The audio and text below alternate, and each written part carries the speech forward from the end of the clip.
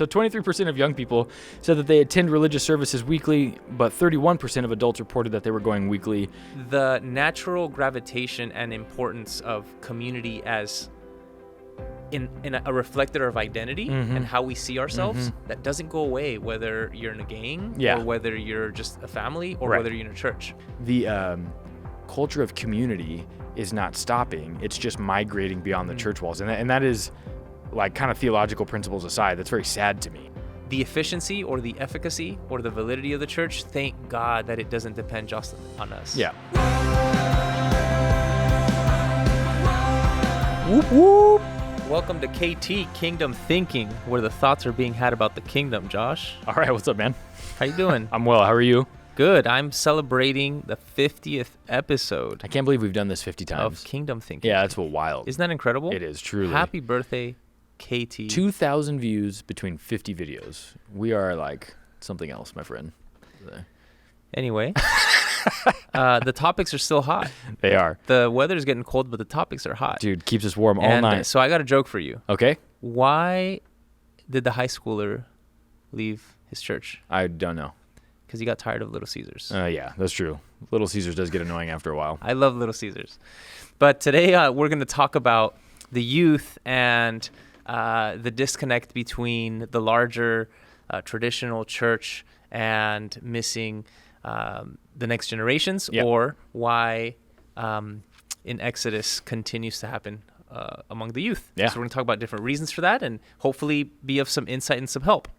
Yeah, so right now we're seeing there's some new data that's coming out of what I believe is called the Springtide Research Group. They're a nonpartisan, nonprofit group, and they're showing that there is this massive disconnect right between young people and the church. And really the age range we're talking about here is like 13 to 25. Okay, so this is middle interesting. School, the young adults. We used to be in this age range, right? Like, do you remember when all the articles were coming out about like millennials leaving the church and like what do we do to lead millennials well and how do we get them, right? So it's interesting to be past that point now and not the focus of like Barna or Pew Research is like next bit of polling. So what's next one? Is it like Gen X? Gen Z. Gen Z? Gen X would be before us. And so, so they're talking about like that the research from their group shows that churches aren't connecting with that age range, 13 to 25, specifically over social issues that they're walking through and they find important. And what I thought was neat about this research that I was kind of digging through that's a little bit different than some of the things that were important to like millennials is that there's like a greater breadth of them, right? And so they include racial justice, gender equity,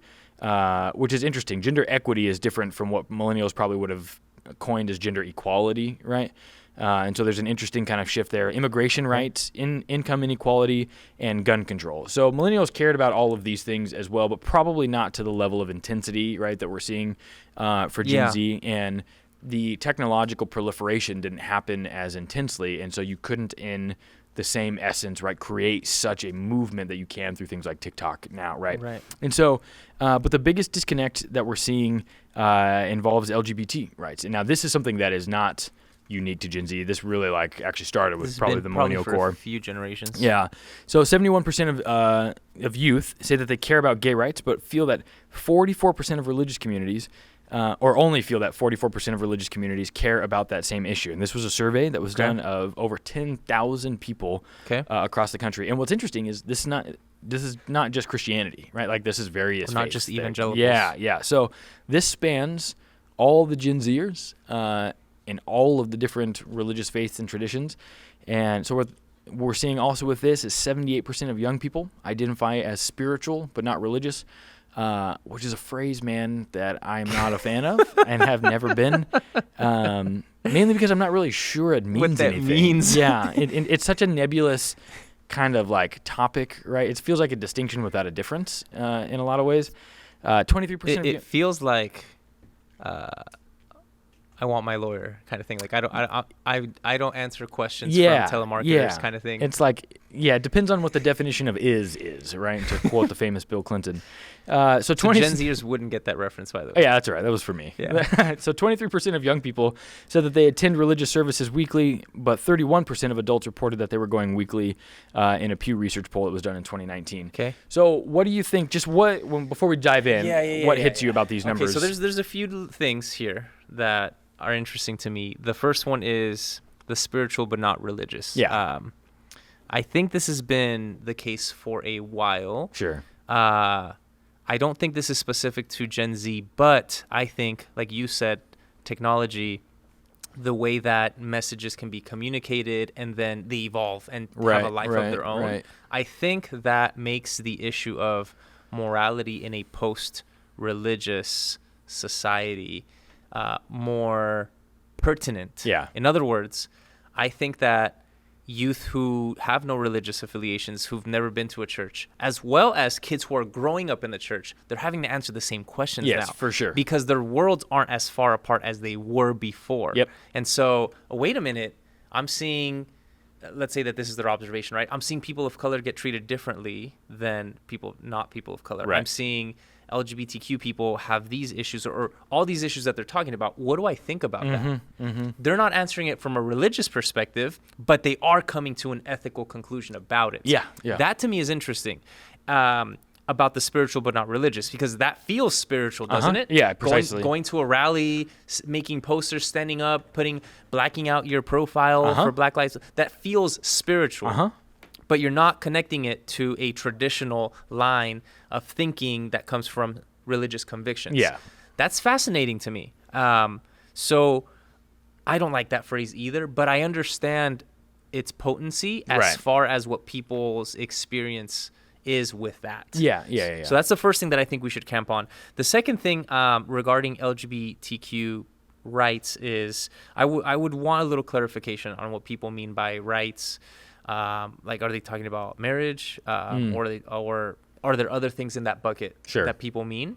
And then I think some, hopefully, I don't know, perspective, insight on evangelical church leadership, which we represent in some ways, could help on that. Yeah. So very good. So what do you think? I wrote down some ideas here. I've got 5 ideas that I think might represent some potential reasons for why this disconnect is happening between church leadership and like the next generation. Now, are you talking about evangelicals or religion as a whole? I think it kind of, so we should probably, for the sake of this, we could probably narrow it to evangelicals, but I think you could probably apply this across the board, right? Okay. At least in American religion, right? Let's start it there.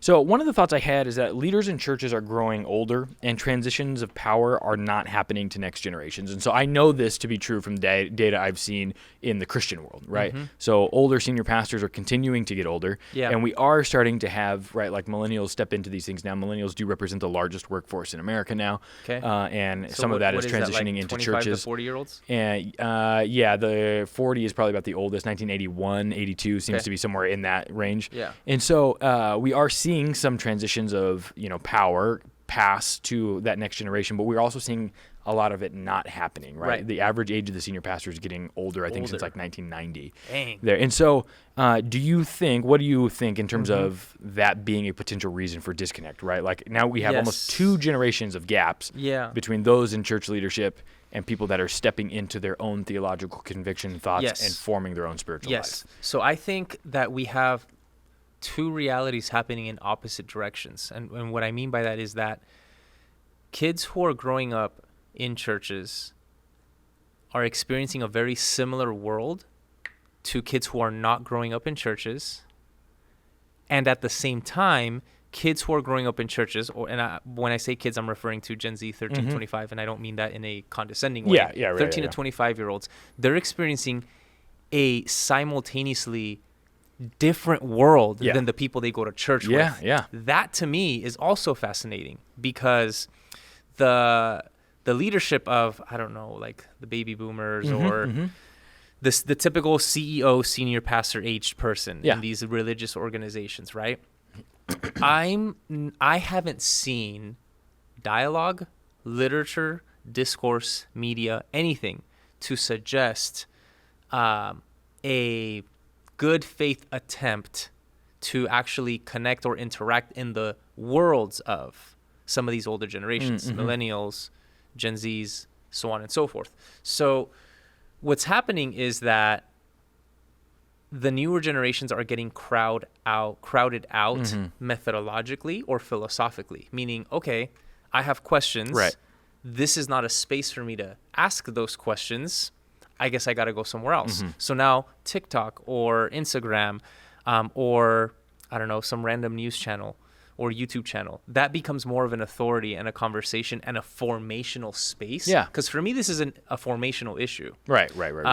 If you think of the church like a family, there's a parental aspect of mentorship and discipleship that is not happening as well as it can be. And so the formational aspect that's happening with these youth is happening elsewhere. Right. So my mind first goes, hey, I think this is worth thinking about. The world of the senior leadership in churches is so different philosophically, or the way they think and see the world than it is for these youth. And I think if that's not counteracted, if we're just neutral about it, then the gap is going to get bigger. Right.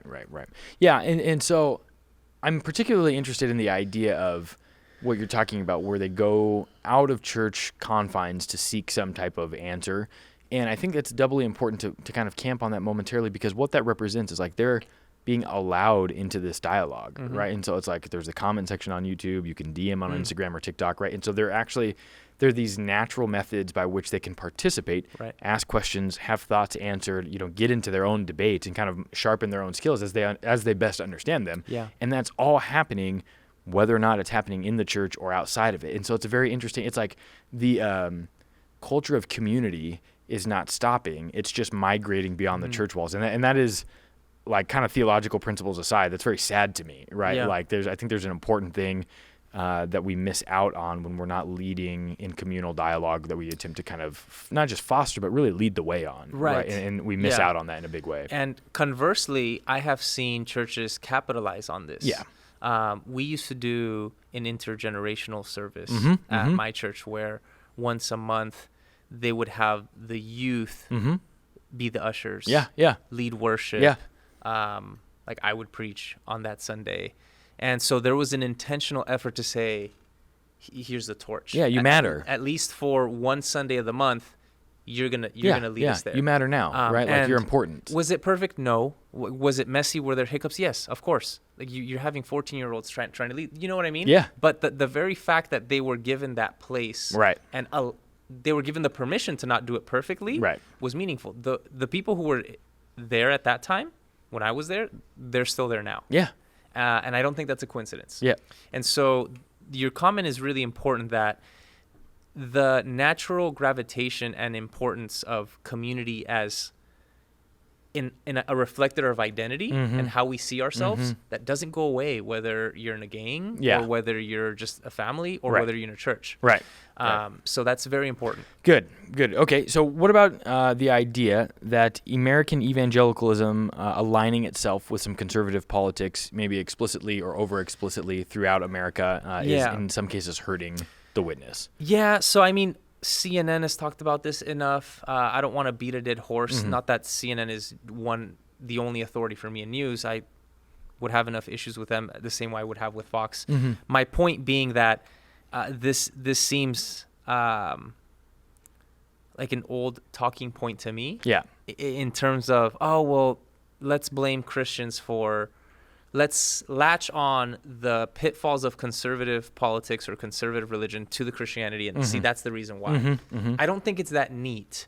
I've seen enough cases of Christian churches or Christian organizations, religious organizations, who have conservative sympathies or affections, but can nuance them enough. Good.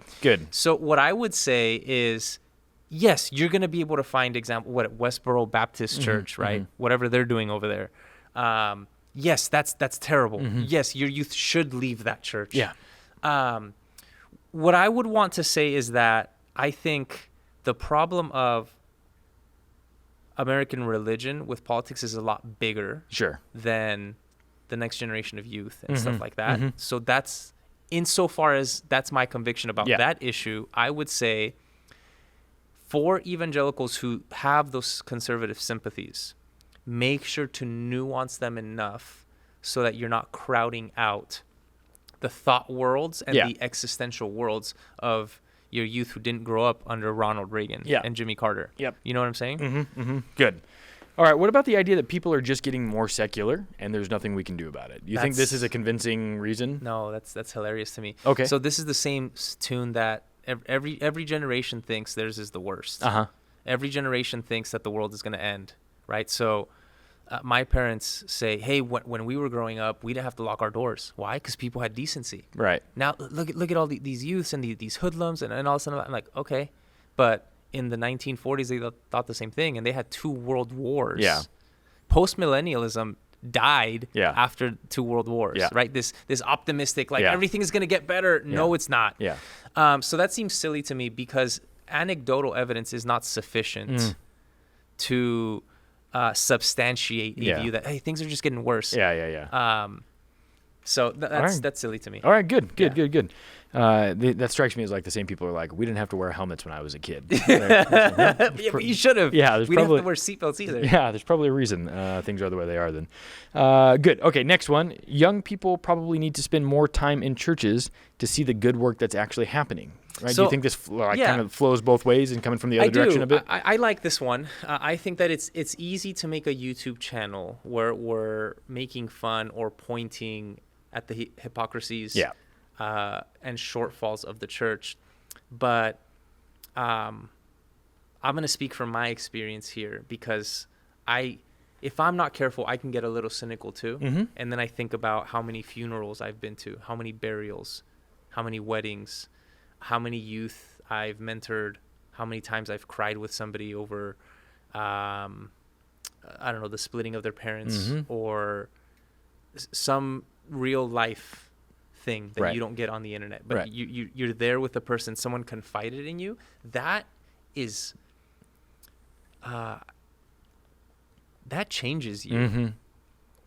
To share that space with somebody, it changes you. Right. So I've had the privilege of having shared those moments with some youth in my time when I was in the church, and that's invaluable to me. Yeah. So I would hope that 13 to 25-year-olds who are feeling discouraged, feeling increasingly pessimistic about these, can either give the church a chance to have some positive input, or if they have balanced some of that with some positive experiences. Having said that, I also want to be sympathetic to people who maybe have been there. They have done that. Yeah, and all they've gotten is burned. Sure. What I would want to say is that as a corporate, a group community apology to say, I am so sorry that was the experience, that you were not valued, that you were unseen in the place where God sees you. And my urge, my invitation, my plea would be that in the times when God's people misrepresent him, I think God hurts as well. And I think that call is not to abandon God's people, but that it is an invitation to increase our faith that the efficiency or the efficacy or the validity of the church, thank God that it doesn't depend just on us. Yeah. Right? But that the church is holy not on its own merits, but on borrowed or by osmosis through Jesus. And so what I would say here is, please, for the youth, do not despair, do not grow tired. Find somebody that you say, you know what? I think I would be willing to listen to this person. Yeah. And reach out to that person. Good. I hope that there would be somebody. Okay, and then last question. Perhaps there's just some impasse that we're stuck at generationally with things like LGBTQ plus rights that can't be solved. Yeah. Do you think that plays a role in any of this, right? I do. However, I don't think that is a generational impasse. Sure. I think that would be it's like an orthodoxy a theological impasse, right? And so the way that Christian doctrine gets facilitated changes a little bit every generation. However, this is why Christian history is so important. Right. So some of these issues in terms of sexual ethics, marriage, etc., I'm glad that we didn't have to come up with this 5 years ago, right, when Obama passed or proposed that what was it, Prop 8 or whatever? Yeah. So Prop 8 was California, and then it was like Obergefell versus Supreme Court. They ruled it in like 2013 or 2012. Right. It was during the Obama administration. That's yeah. why I said that. I'm glad that we didn't have our ethics. We didn't have to make them up at that moment, right? Right. Like we've had 2 millennia of relatively consistent teaching on these that serve as a starting point for conversation. Yeah. So I'm not going to cop out and say the answer is always the traditional Christian teaching. Yeah. I will say I think it's an important starting point. And so the issue isn't generationally, not to me. The issue is, one, it's an how do we view education? Yeah. Like, you don't have to be religious to understand, hey, if people don't think you care about them, they're probably not going to want to learn from you. Right. You don't have to be super spiritual to understand that. However, I think that and this is kind of ironic to me. I think in the early 2000s, when Christians became obsessed with like rock bands and making their worship kind of a competition with these kind of all-star experiences that people were getting, I think we inadvertently devalued what we're actually passing down. Yeah. In other words, it's not the pizza and the music that keeps or that brings our youth here that's going to keep them. Right. And so I wonder, without being overly judgmental, I wonder how much of that needs to be corrected to where, like, what if a youth group took their kids through, I don't know, the Westminster Confession of Faith, or through some sort of catechism, some sort of organized teaching. Yeah, something that connected them this deeper. is your heritage. Yeah. I think the conversations around LGBTQ issues would be 1, more civil, 2, more educated, and 3, more charitable. Because now I think the disconnect is so entrenched there where it's like, no, like, you're just a boomer. That's why you think that way. Yeah. And it's like, no. I mean, maybe, but it's not about the socioeconomic or sociopolitical formational fields. That should be the crux of the conversation. It should be, let's talk about image of God. Right. Let's talk about human flourishing. Let's talk about sexual ethics as we see it in Genesis all the way to Revelation. And if we disagree, okay, that's fine. But let's have those be the arbiters. Yeah. That's what I mourn the most. So I don't think it's a generational issue. Although I will say, like, it could be an impasse. And like, denominations are going to split. That's fine. Yeah. So that actually is a good transition into the final question is, are you okay with some schisming over like traditional orthodoxy being challenged? So specifically in the example I'm thinking of, right, the heritage that I come from, the Stone Campbell movement, right, that kind of birthed the Churches of Christ and the Disciples of Christ movement, right? Disciples of Christ, probably about 50 years ago now, split and moved towards more progressive ideas, like at the time, like women in leadership and things like that. And now they're fully affirming a lot of these church communities. And so how do you feel over orthodoxy being challenged like that, and people coming along and still saying, like, no, we still very much are followers of Jesus. We just disagree with 2,000 years of, Christian tradition. That's a tough one for me. So in full disclosure, I'm with most issues in line with traditional orthodoxy, traditional understanding of marriage, traditional understanding of sexual ethics.